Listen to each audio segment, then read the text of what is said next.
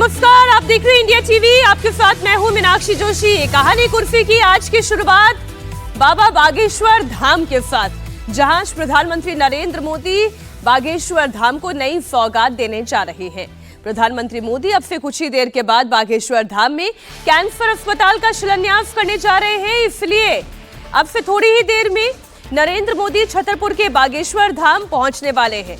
बागेश्वर धाम में प्रधानमंत्री के स्वागत के लिए भारी भीड़ इस वक्त उमड़ी हुई है और बड़ी संख्या में संत समाज भी वहां पर मौजूद है। देखिए, मंच सज चुका है, सभी भगवाधारी इस वक्त आप देख रहे हैं और बागेश्वर धाम के पीठाधीश्वर पंडित धीरेन्द्र कृष्ण शास्त्री खुद प्रधानमंत्री नरेंद्र मोदी का स्वागत करने के लिए बड़े उत्साहित और बड़े उत्सुक। मोदी सबसे पहले बागेश्वर सरकार बालाजी महाराज के दरबार में पूजा करेंगे, आरती करेंगे और उसके बाद कैंसर अस्पताल के भूमि पूजन कार्यक्रम में वो शामिल होंगे। देखिए, ये तो हो गई खबर की बात। अब महत्वपूर्ण बात यह है कि आचार्य धीरेन्द्र कृष्ण शास्त्री के बाबा बागेश्वर धाम में बालाजी के दर्शन के लिए प्रधानमंत्री नरेंद्र मोदी का पहुंचना, ये अपने आप में बताता है कि अब धीरेन्द्र कृष्ण शास्त्री हिंदुत्व के नए पोस्टर बॉय हैं, जिन्हें प्रधानमंत्री नरेंद्र मोदी का भी समर्थन हासिल है।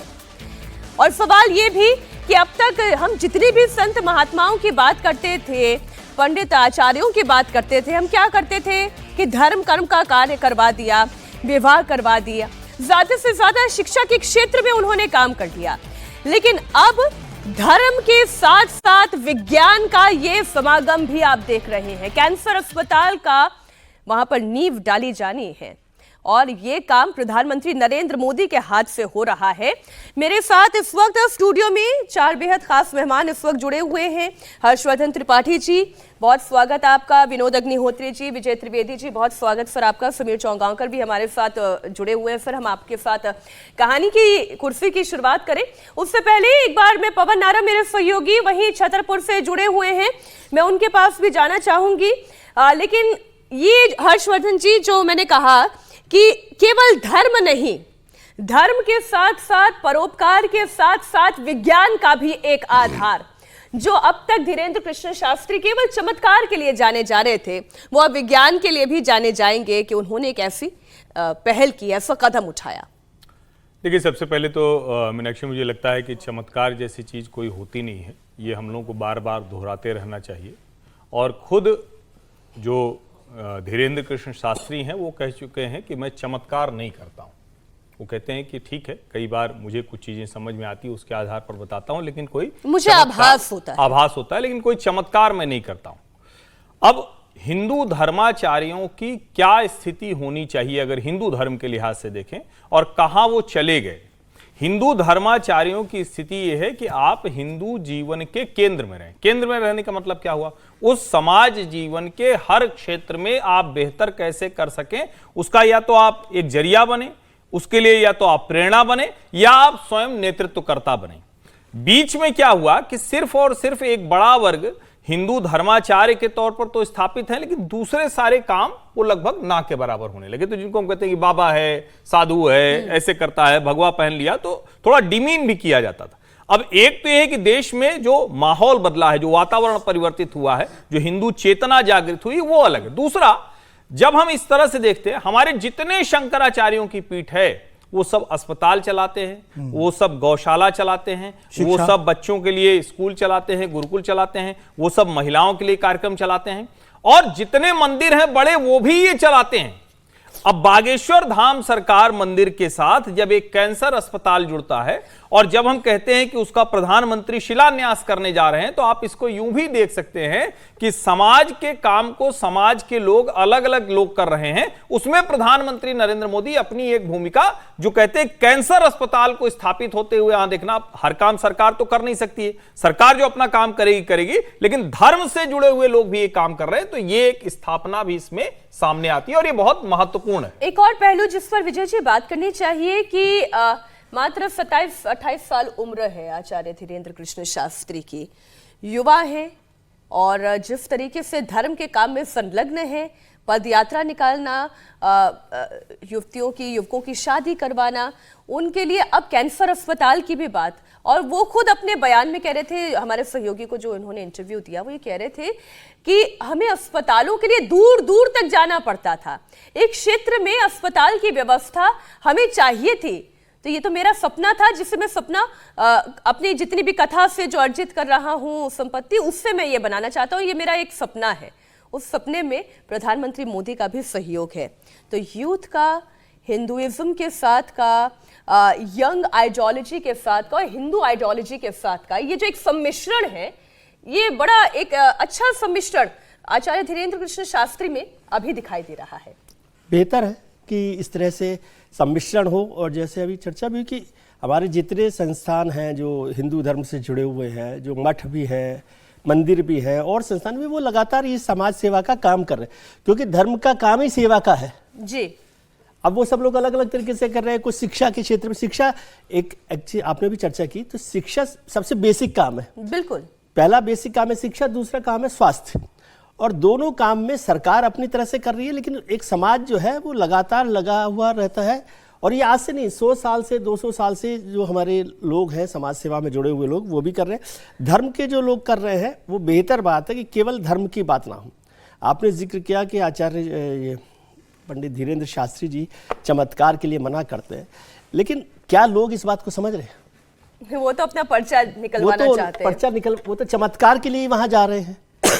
इस बात को समझने के लिए भी जरूरत होती है। और क्या वहां पर इस सब का बात होती है? वो पंडित धीरेन्द्र शास्त्री जी बात करते हैं, अच्छी बात करते हैं, इंटरव्यू में वो कहते हैं चमत्कार नहीं कर रहे, लेकिन जब वहां वो चलाते हैं, अपना सम्मेलन करते हैं, जो भी लोगों को इकट्ठा होते हैं, तो वहां तो पूरा माहौल ही चमत्कार का होता है।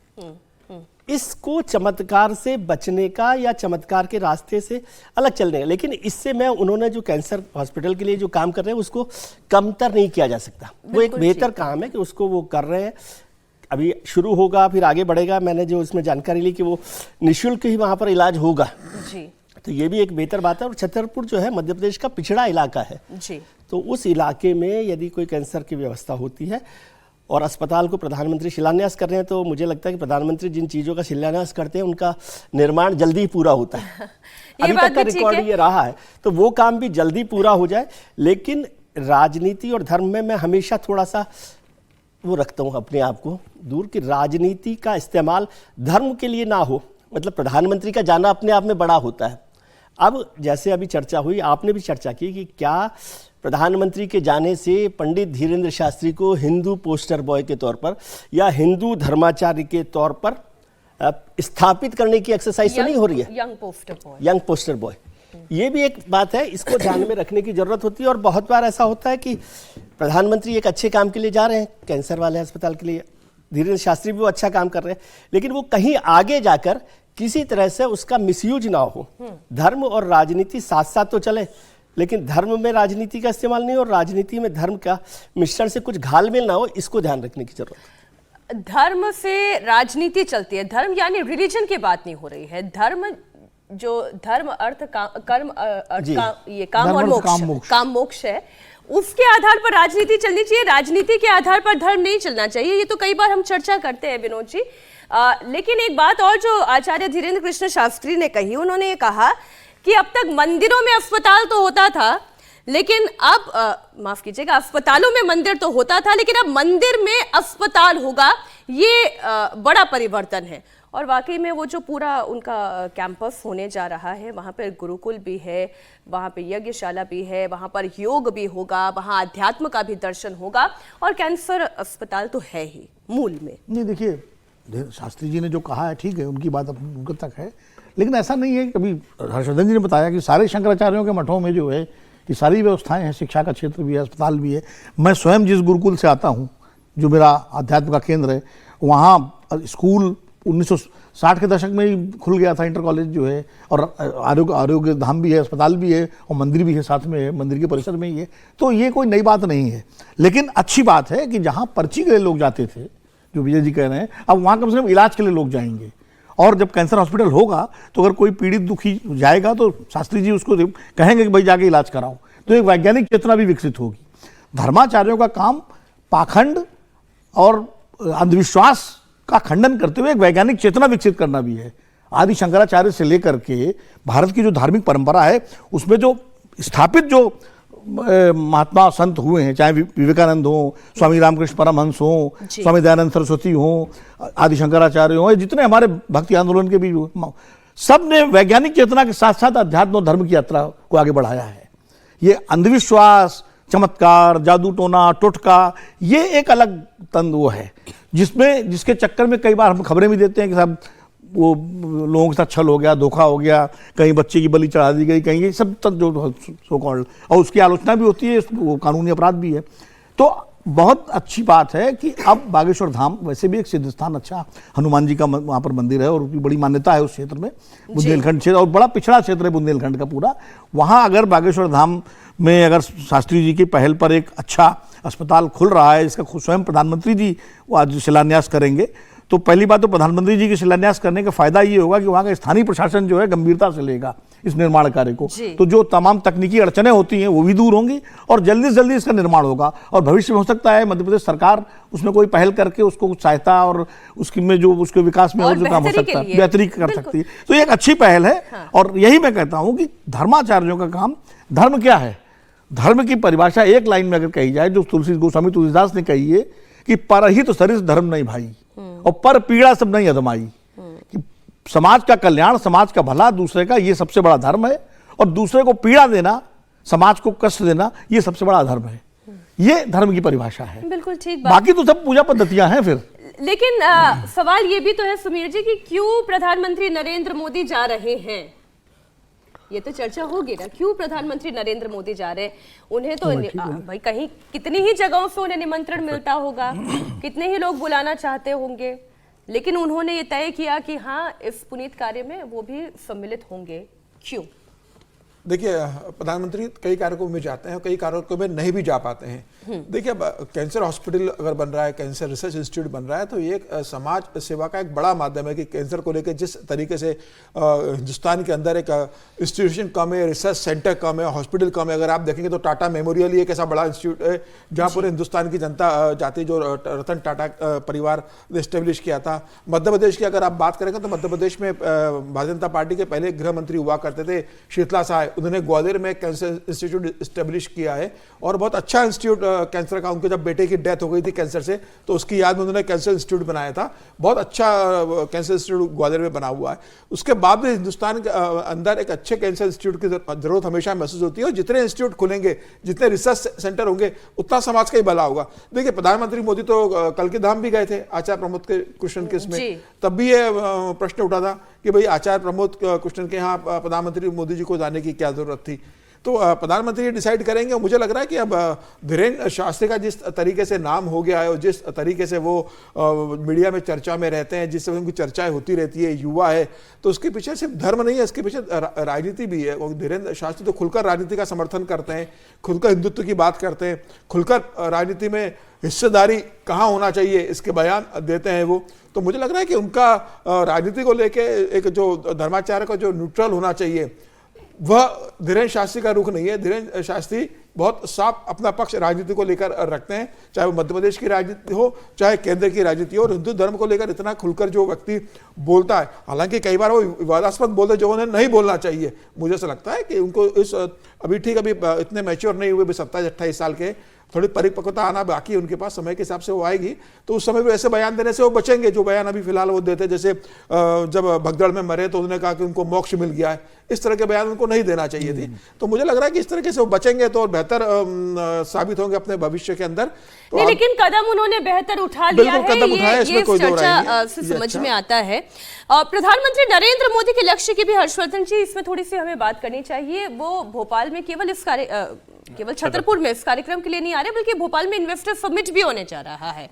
वो एक पंथ दो काज करेंगे, 2 दिन का उनका ये पूरा कार्यक्रम है। बिल्कुल, देखिए जहां भी इस तरह का इन्वेस्टर समिट होता है वहां पीएम जाते हैं, लेकिन बागेश्वर धाम सरकार के इस कैंसर हॉस्पिटल में जाना ये सामान्य घटनाक्रम नहीं है जी। अगर आप इसको संदेश के तौर पर देखें तो उस हिंदू पहचान पर जो गर्व की अनुभूति होती है, उस हिंदू जो पहचान है उसके इर्द गिर्द किस तरह की चीजें खड़ी हो रही हैं, किस तरह के संस्थान और किस तरह के जो प्रतीक हैं वो तैयार हो रहे हैं, उसको बहुत ध्यान से देखना पड़ेगा। और इसीलिए प्रधानमंत्री नरेंद्र मोदी का कोई भी चयन, वो ठीक है कि आचार्य प्रमोद कृष्णन के यहां जाना कोई भी सवाल कर सकता है, लेकिन उस वक्त के लिए वो सवाल बड़ा है। वैसे भी संभल है, कल्की धाम है, उस वक्त तो प्रियंका गांधी के सलाहकार के तौर पर कुछ समय पहले तक जाने जाते थे।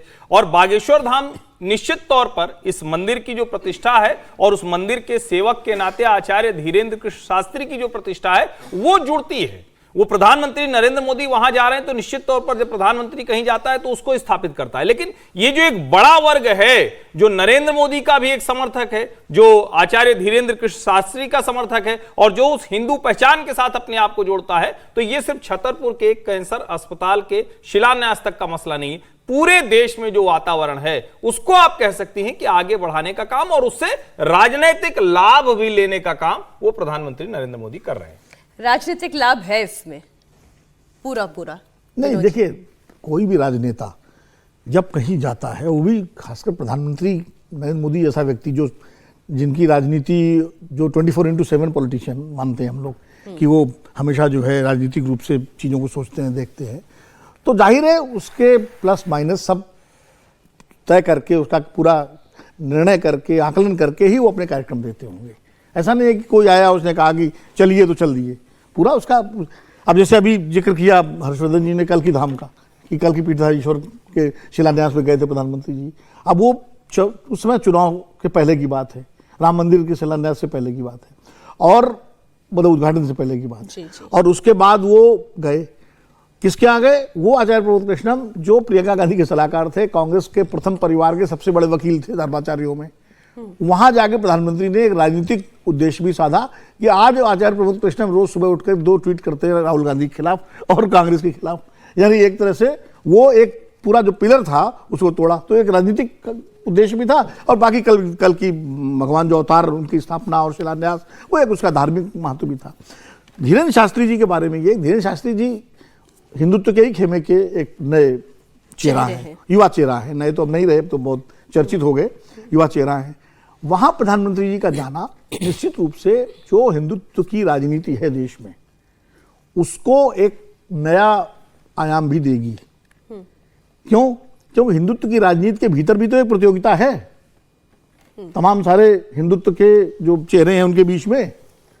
धीरेन्द्र शास्त्री भले सन्यास मतलब वो आचार्य हैं, कथावाचक हैं, धार्मिक वो हैं, धर्माचार्य हैं, लेकिन उनके जो बयान हैं उसमें राजनीति भी तो है। वो इस देश को हिंदू राष्ट्र बनाने की बात करते हैं और खुलेआम करते हैं, यात्रा निकालते हैं। तो अब इसमें प्रश्न ये भी है, उसको वो समर्थन भी देते हैं। नहीं, प्रश्न ये उठेगा ना कि हिंदू राष्ट्र की परिकल्पना क्या संविधान में है? तो ये जो हिंदू राष्ट्र बनाम संविधान का की जब डिबेट होगी तो ये प्रश्न उठेगा। तो इसलिए ये इसके पीछे एक राजनीतिक उद्देश्य भी है, लेकिन इसके बावजूद अगर एक बड़ा अस्पताल वहां बन रहा है एक समाज के लिए, वो स्वागत योग्य है, एक अच्छा काम है। और खास करके जब अस्पताल बनेगा तो पर्ची लेके जाने वालों की संख्या कम होगी, अस्पताल में इलाज कराने वालों की संख्या ज्यादा होगी और एक वैज्ञानिक चेतना का विकास होगा। मैं एक छोटी सी बात इसमें और ऐड करके फिर ब्रेक के लिए जाना चाहती हूँ। विजय जी, कई बार क्या चर्चा चलती है पूरे विश्व में कि परोपकार का काम जो है वो क्रिश्चियनिटी में बहुत ज़्यादा होता है। परोपकार मतलब आप किसी भी गांव में चले जाइए, एक छोटा सा अस्पताल बना लेंगे, नहीं तो क्लिनिक बना लेंगे, और उसके बाद फिर धीरे धीरे फिर धर्म परिवर्तन भी उसकी आड़ में होता है। और ये ऐसी कई सारी खबरें खास तौर पर जो ट्राइबल एरियाज है वहाँ से सामने आती है। जब धर्म परिवर्तन के खिलाफ लड़ने वाली बात आती है, उसमें आचार्य धीरेन्द्र कृष्ण शास्त्री कई बार बोल चुके हैं कि धर्म परिवर्तन नहीं करना चाहिए, इसके खिलाफ भी कोई मुहिम उठानी चाहिए। एक तस्वीर, ये जो अभी लाइव तस्वीर है, मोहन यादव इस वक्त मंच पर दिखाई दे रहे हैं, मुख्यमंत्री हैं, और बागेश्वर धाम के धीरेन्द्र कृष्ण शास्त्री भी दिखाई दे रहे हैं। तो मैं ये जो क्रिश्चियनिटी से ये हिंदू धर्म में जो ये चीजें तेजी से बदल रही हैं, इसे किस तरीके से आप देखते हैं? इसे थोड़ा सा इस पर डिस्कशन होना चाहिए। लोग धर्म परिवर्तन के लिए इसलिए जाते हैं ना क्योंकि सस्ता इलाज नहीं मिल पा रहा। बिल्कुल ठीक बात है। और लेकिन मुझे कोई याद नहीं आ रहा कि किसी हिंदू धर्म के जो भी लोग काम कर रहे हैं समाज सेवा का, ये अस्पताल हो, एजुकेशन हो, घर बनाने का काम हो, बच्चियों की शादी का काम हो, वहाँ कहीं पर भी मोटे तौर पे मैंने हिंदू धर्म में धर्म परिवर्तन का काम नहीं देखा है। क्रिश्चियनिटी को लेकर बार बार इस पर सवाल खड़े होते रहे और इसीलिए धर्म परिवर्तन को लेकर कानून भी बहुत सारे बने, उड़ीसा से लेकर आज तक मतलब 50 साल करीब करीब हो गए। कुछ हद तक उस पर कंट्रोल हुआ है, नियंत्रण हुआ है, और आदिवासियों में खास तौर से इस बात का जिक्र होता है कि आदिवासियों को लेकर क्योंकि उसकी जरूरत है। तो यदि ऐसी चीजें बनेंगी तो हो सकता है कि उसके बाद धर्म परिवर्तन की उन्हें जरूरत जैसे ना मैं पड़े। एग्जांपल ही देख रही हूँ कि ये भी जैसे विवाह करवाते हैं जी। और विवाह में कितना खर्च होता है, किसी भी आदिवासी परिवार से आने, गरीब तबके से आने वाले के लिए बड़ा मुश्किल हो जाता है। ये लाइव तस्वीरों के साथ मैं एक छोटे से ब्रेक के लिए रुक रही हूँ, फिर वापस एक बात है, लौटूंगी। अच्छी बात है कि अभी जो ये पंडित धीरेन्द्र शास्त्री जी ने अस्पताल शुरू किया है, तो इसका मतलब वो भी समझते हैं कि चमत्कार से ज्यादा बड़ा है विज्ञान, विज्ञान की जरूरत ज्यादा है। उस पर्ची से ज्यादा इस अस्पताल की पर्ची थोड़ा ज्यादा काम आएगी, ऐसा मुझे लगता है। ये सवाल तो आप उनसे पूछिएगा, तभी जवाब आपको मिलेगा। नहीं, लेकिन कि वो मीनाक्षी, देखिए, ब्रेक हाँ, पे जाने से पहले एक लाइन में जोड़ दूं। हाँ। मैंने खुद धीरेन्द्र कृष्ण शास्त्री को सुना है और उन्होंने कहा कि हम जो है, जो आता है उसको बीमार को कहते हैं कि आप जाके डॉक्टर को दिखाएं। ये मैंने सुना है। ये तो ये देखिए, अब आलोचना कई तरीके से हो सकती है, लेकिन जो काम अच्छा हो रहा है, पुनीत आलोचना हो रहा होनी है, चाहिए, निंदा नहीं होनी चाहिए। हाँ। आलोचना और निंदा का फर्क है। बिल्कुल। आलोचना में आप मूल्यांकन करते हैं और गुण दोष के आधार पर आप, निंदा तो आप आंख बंद करके करते हैं, तो निंदा नहीं होनी चाहिए। क्या निशांत कुमार की जेडीयू में लॉन्चिंग हो गई है? ये सवाल इसलिए तेजी से पूछा जा रहा है क्योंकि पटना में जेडीयू दफ्तर के ठीक बाहर निशांत कुमार का भी पोस्टर लग गया है। इस पोस्टर में लिखा है, बिहार करे पुकार, आइए निशांत कुमार। कुछ समय पहले तक बिहार में निशांत कुमार को ज्यादा लोग नहीं जानते थे, लेकिन अभी पिछले कुछ दिनों से वो एकाएक बड़े एक्टिव दिखाई दे रहे हैं और अपने पिता के लिए जीत की कामना कर रहे हैं। मतदाताओं से अभी से वो रिक्वेस्ट कर रहे हैं कि जिन्होंने काम किया उन्हें जिताना अब मतदाताओं की जिम्मेदारी है। लेकिन वहीं दूसरी तरफ तेजस्वी यादव है। तेजस्वी यादव कटाक्ष कर रहे हैं। उन्होंने कहा कि नीतीश कुमार ही क्यों, उनसे ज्यादा फिट स्थिति में तो उनके पिता लालू प्रसाद यादव हैं। वो तो बड़े पर्सनल भी हो गए निशांत कुमार के ऊपर कमेंट करते करते कि पहले तो वो अपना घर बसा लें, ऐसी सलाह देने लगे। जल्दी से आप पहले तेजस्वी यादव का बयान सुने, फिर इस पर करते हैं चर्चा। हाँ, बिहार में चुनाव है, पहले भी बोला हूँ, अभी भी कह रहा हूँ, सारी जनता से अनुरोध है कि फिर से एनडीए को सरकार में लाएं, पिताजी को हो सके तो फिर से सीएम बनाएं और पिताजी अपने विकास का क्रम जारी रखें। सर एक सवाल, आपके पिताजी को लेकर विपक्ष तेजस्वी यादव खास करके सवाल खड़े कर रहे हैं कि मुख्यमंत्री नीतीश कुमार जी का तबीयत ठीक नहीं, सब स्वस्थ है, एकदम 100% स्वस्थ है। आपको लेकर क्या कहेगा सर? अच्छी बात है, निशांत भाई हैं हमारे और हम तो चाहेंगे कि वो जल्दी घर भी बसा लें, लेकिन निशांत जी को सोचना पड़ेगा जो आज उनके पिताजी के साथ जो लोग हैं, चाहे सम्राट चौधरी हों, विजय सिन्हा हों, या नरेंद्र मोदी जी हों, या चिराग पासवान हों। चिराग पासवान जी तो प्रेस कॉन्फ्रेंस करके कहते थे नीतीश जी का दिमाग खराब हो गया, स्वस्थ नहीं है। मांझी जी कहते थे स्वस्थ नहीं है। तो जो आज नीतीश जी के साथ जो लोग खड़े हैं, प्रधानमंत्री तो डीएनए का सवाल उठाते थे, तो उसमें उनकी क्या राय है? अच्छा, कुछ पोस्टर और जो लगे हुए हैं वो अभी हमने सामने नहीं रखे, लेकिन हर्षवर्धन जी उसमें ये कहा है कि तुम्हें अपने बच्चे का ख्याल रखना है या लालू के बच्चे का ख्याल रखने का है? हाँ, जनता दल यूनाइटेड की एक कैंपेन चल रही है कि भाई किसके बच्चे का ख्याल रखना है। अब चूंकि मैं तो अभी सीधे पटना से ही यहाँ आ रहा हूँ। हाँ, वही मैंने कहा कि हर्ष जी सीधी ताजा हवा लेकर आ रहे हैं। कल अखबार मैंने देखा तो ये जो खबर है, तो कल वहाँ के अखबारों में ये खबर है कि मेरे पिताजी 100% फिट हैं और उनको जिताइए। और वहाँ के अखबारों में प्रगति यात्रा के ढेर सारे विज्ञापन, प्रगति यात्रा में क्या क्या है, और कोई काम लग रहा है कि जैसे पूरे बिहार में इस वक्त विकास की बहार आई हुई हो। तो मुझे जो लगता है, और ये बात मैंने पहले भी कहानी कुर्सी की में कही थी, मुझे ये लगता है कि नीतीश कुमार अब वो रास्ता खोज रहे हैं जो भारतीय जनता पार्टी को भी अच्छा लगे। जो कहा जाता है ना कि जो रोगी मन भावे तो वैदा ता वैदा फरमावे, तो वही बात अब कह रहे हैं। तो लंबे समय से ये चाहती थी भारतीय जनता पार्टी कि नीतीश जी खुद कहें। तो अब ये तरीका क्या हो सकता है कि निशांत को, अच्छा ये पोस्टर देखते हुए लग रहा है कि जैसे नीतीश जी कहेंगे बाबू आइए ना, मतलब उस टाइप आइए निशांत कुमार, तो उस टाइप का लग रहा है कि आइए ना बाबू, आइए निशांत बाबू आइए, निशांत बाबू को बुला रहे हैं सब। तो शायद वही एक समझौते की जगह होगी कि निशांत को राजनीतिक तौर पर स्थापित करने का काम जेडीयू में, और एक तस्वीर भी बहुत चर्चा में है वहां पटना में जो राजनीतिक गलियारे हैं, जिसमें संजय झा जो कार्यकारी अध्यक्ष हैं वो निशांत कुमार के साथ हंसते हुए निकल रहे हैं, तो वो भी तस्वीर बड़ी चर्चा में है। तो ये जबरदस्त चर्चा है, सिर्फ पोस्टरों की बात नहीं है। वहां लोग ये कह रहे हैं कि इस बार निशांत कुमार चुनाव लड़ेंगे या किसी न किसी जरिए से आएंगे। अब ये कैसे ये बातचीत तय होगी, मेरा मानना है कि दोनों के लिए अच्छा होगा। नीतीश जी जहां पहुंच गए हैं, अब वो अगर फिर से मुख्यमंत्री की कोशिश करेंगे तो शायद उनके लिए भी अच्छा नहीं होगा। भाजपा के नेता और भाजपा के कार्यकर्ता भी असहज होंगे, ऐसे में दूसरे पक्ष को लाभ होगा। तो ये शायद दोनों के बीच में एक समझौते का रास्ता है। और सबसे बढ़िया ये है कि अब जो है तेजस्वी यादव नीतीश कुमार से निशांत कुमार से लड़ना होगा। विजय जी, ये लड़ाई अब तेजस्वी और निशांत की है। एक बात नहीं समझ में आई, ये क्या तरीका हुआ कि पहले घर बसा ले? शादी की नहीं बात कर रहे हैं ये क्यों कहना? अरे वो भाई है उनके। अरे भाई है भाई, नहीं, बारात जाना चाहते हो। राजनीति में आप इस तरह की बात कि पहले घर बसा लें, पहले ये कर ले, अरे भाई जो राजनीति कर रहा है जब जो उसको मन करेगा वो करेंगे। ये सब कोई ऐसा नहीं है ना कि आपको ये सलाह दे, ये किसी को भी राजनीति में हल्का करने की जो कोशिश होती है, ये भी एक तरीका होता है जो खाटी नेता होते हैं। मैं उस सवाल पर वापस आती हूँ कि ये लालू परिवार की एक लेगेसी की प्रॉब्लम तो है, वहां पे बहुत सारे चेहरे हैं जो अपने आप को चाहते हैं कि हमें सर्वे सर्वा बना दिया जाए, लेकिन अभी फिलहाल तेजस्वी यादव लीड लिए हुए हैं। लेकिन ये प्रॉब्लम नीतीश कुमार के साथ नहीं है, निशांत कुमार एक चेहरा है। नहीं, लेकिन दो प्रॉब्लम है। तेजस्वी जी के लिए नीतीश कुमार से लड़ना थोड़ा आसान था कि वो उनकी तबीयत को लेकर, स्वास्थ्य को लेकर कि अब तो छोड़ दे चाचा, बुजुर्ग हो गए, उम्र को लेकर। अब अगर निशांत कुमार आ जाएंगे तो एक तो वो परिवारवाद का आरोप उन पर नहीं लगा सकते जी। हालांकि नीतीश कुमार पर परिवारवाद का आरोप अब लग सकता है क्योंकि वो जिंदगी भर इसी के खिलाफ लड़ते रहे। अब अपने बेटे को लेकर आएंगे, अब ये उनकी इच्छा है, उस पर कोई टिप्पणी की बात नहीं है। आप 50 साल के उम्र, मतलब कोई निशांत कुमार जी आना चाहते हैं तो पिछले चुनावों में तो वो लगा हुआ था नारा कि बिहार में बहार है, नीतीश कुमार है। अब वो नीतीश कुमार निशांत कुमार हो जाएंगे क्या? निशांत कुमार हो जाएंगे। लेकिन बीजेपी के लिए फायदा हो गया।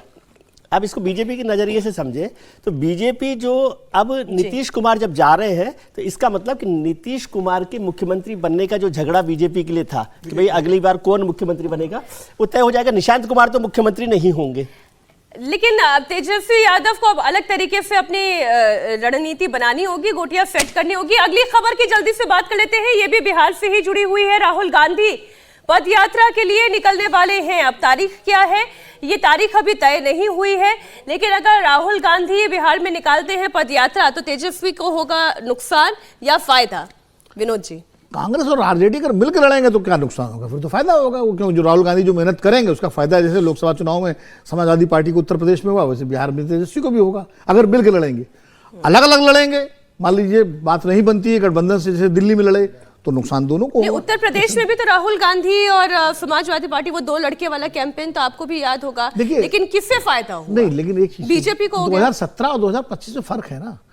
अब दो लड़के, अब मैं 2014 से पहले नरेंद्र मोदी जी ने बहुत सारी रैलियां की थी बीजेपी के पक्ष में, 2009 में भी की थी, 2004 में भी की थी, लेकिन तब सफलता नहीं मिली। 2014 में अपार सफलता मिली। तो एक किसी उससे आप किसी चीज का वो नहीं कर सकते कि 2017 में अगर असफल हुए तो 2025 में भी असफल होंगे, ये कोई जरूरी नहीं है, क्यों हर समय की देश काल परिस्थिति अलग होती है। तो इसीलिए राहुल गांधी अगर अपनी पार्टी को मजबूत करने की कोशिश उत्तर प्रदेश, बिहार, बंगाल कर रहे हैं, जहां पार्टी बिल्कुल हाशिए पर है, तो करनी चाहिए उनको। वो नहीं करेंगे तो कौन करेगा? कांग्रेस पार्टी के अध्यक्ष मल्लिकार्जुन खड़गे जरूर है, लेकिन सबसे बड़े नेता राहुल गांधी हैं। और राहुल गांधी अभी तक सबसे बड़ा हम लोगों की आलोचना यही तो है कि कांग्रेस उन राज्यों में अपने को मजबूत नहीं कर रही जहां क्षेत्रीय दल उसकी कंधों पर सवार होकर के राजनीति कर रहे हैं। तो अगर ये पहल राहुल गांधी कर रहे हैं तो कांग्रेस के लिहाज से, कांग्रेस की दृष्टि से एक बेहतर पहल है। वहां उनके कार्यकर्ताओं का मनोबल बढ़ेगा, उनका जो जनाधार है जो बिखर गया है वो एकजुट होगा, और आप एड ऑन भी तभी कर पाएंगे। देखिए डिप्लोमेसी में एक कोट है बड़ा मशहूर, मतलब थोड़ा कि आप समझौता तब करें जब सामने वाले की कनपटी पर आपकी बंदूक हो। मतलब उसका मतलब यह है कि आप इतने ताकतवर हो कि आप समझौता करने की स्थिति में हो। ये देशों पर भी लागू होता है, दलों पर भी लागू होता है। तो आप जब जो है, अगर कांग्रेस उत्तर प्रदेश में या बिहार में मजबूत स्थिति में होगी तो ज्यादा बेहतर समझौता भी कर पाएगी ना, वरना आप पूछ बन के लटके रहेंगे जैसे आप अभी तक लटके हुए हैं। तो ये तय करना है कांग्रेस पार्टी को कि अपनी पार्टी को आगे बढ़ाना है, जी। तो इसके अलावा रास्ता क्या है? एक बड़ी खबर आ रही है दिल्ली से। दिल्ली विधानसभा में नेता विपक्ष की भूमिका में होंगी आतिशी। आम आदमी पार्टी विधायक दल की मीटिंग में लिया गया फैसला, कल से विधानसभा का सत्र शुरू होने जा रहा है। तो ये अच्छी स्थिति है कि जो सरकार में है वो रेखा गुप्ता है, मुख्यमंत्री हैं, और जो विपक्ष में है वो आतिशी हैं, पूर्व मुख्यमंत्री हैं। तो सुमीर जी, महिला वर्सेस महिला दिल्ली विधानसभा में दिखाई देने जा रहा है। बिल्कुल निश्चित रूप से दिख भी रहा था, जिस तरीके से आतिशी लगातार चुनाव परिणाम आने के बाद से एक्टिव बनी हुई थी। कल परसों ही उन्होंने जिस तरीके से 2500 रुपये की बात की, मुख्यमंत्री से मिलने का समय मांगा, तो ये लग रहा था। और आतिशी दावेदारी बता रही थी, और निश्चित रूप से जो 22 विधायक आए उसमें सबसे करीबी अगर माना जाए मनीष सिसोदिया और अरविंद केजरीवाल के भरोसेमंद, तो आतिशी और भरोसेमंद थी, इसलिए वो मुख्यमंत्री भी बन पाई। अरविंद केजरीवाल की जगह को मुख्यमंत्री बनाया। मुझे लग रहा था कि जिस तरीके से भारतीय जनता पार्टी ने रेखा गुप्ता को मुख्यमंत्री बनाया है और जिस तरीके से आम आदमी पार्टी का इस विधानसभा चुनाव में प्रदर्शन रहा है, तो मुझे लग रहा था कि शायद कॉस्ट कॉम्बिनेशन में अरविंद केजरीवाल शायद चले जाए, किसी दलित को विपक्ष का नेता बना दें, क्योंकि जिस तरीके से उनके पास दलितों के विधायक जीत कर आए, हालांकि वो किसी मुसलमान को तो विपक्ष का नेता नहीं बनाते, लेकिन मुझे लग रहा था कि दलित पे वो जा सकते थे। गोपाल राय की दावेदारी भी थी, लेकिन आतिशी को बनाकर ये तय कर दिया है कि वो जिनका उनका जो भरोसेमंद होगा वो उसी को ही बनाएंगे। विजय जी कि मुझे पक्का यकीन था कि आतिशी को ही बनाएंगे, क्योंकि इससे ज्यादा अच्छी अपॉर्चुनिटी क्या होगी कि आपके सामने एक, जब मुख्यमंत्री फीमेल फेस है तो सामने लीडर ऑफ ऑपोजिशन भी फीमेल फेस हो, और वो फिर डिफरेंट बात करने का तरीका होता है। विधानसभा में जो तू मैं होगी उसमें कई बार पुरुष होने का भी खामियाजा भुगतना पड़ सकता है, यहाँ पर वो भी नहीं होगा। बिल्कुल ठीक बात है। वो सारे कारण हैं उसमें कि आतिशी जी के लिए एक तो पूर्व मुख्यमंत्री भी वो वहाँ पर है, महिला वर्सेस महिला का भी वो एक नया मौका रहेगा कि विपक्ष की नेता के तौर पर हो। लेकिन ये भी बता रहा है कि अरविंद केजरीवाल जी के पास आम आदमी पार्टी में अपने भरोसेमंद, मतलब जिन पर वो सबसे ज्यादा भरोसा कर सकते हैं, उन लोगों की कमी है। आतिशी जी पर उन्होंने हमेशा विश्वास किया है। झंडा फहराने की बात हो तो वो कैलाश गहलोत पर विश्वास नहीं करते, मुख्यमंत्री बनाना हो तो वो आतिशी के अलावा किसी पर विश्वास नहीं करते। गोपाल राय विपक्ष के नेता सुन लेते हैं जी। अंदर आम आदमी पार्टी विधायक दल के नेता चयन की प्रक्रिया संपन्न हुई। किसको बनाए? अभी न बना तो यही। इस प्रक्रिया के दौरान आम आदमी पार्टी की तरफ से डॉक्टर संदीप पाठक को पार्टी ने ऑब्जर्वर नियुक्त किया था। उनकी उपस्थिति में आज आम आदमी पार्टी विधायक दल के नेता की चयन प्रक्रिया पूरी हुई है। आज की इस बैठक में सर्वसम्मति से आतिशी जी को आम आदमी पार्टी विधायक दल के नेता के रूप में चुना गया है। जो पदेन, चूंकि आम आदमी पार्टी को जनता ने विपक्ष में बैठने का जनादेश दिया है, तो दिल्ली विधानसभा के अंदर लीडर ऑफ अपोजिशन, प्रतिपक्ष के नेता की भूमिका विधायक दल के नेता के रूप में आतिशी जी निर्वहन करेंगी। तो आपने गोपाल राय को सुना।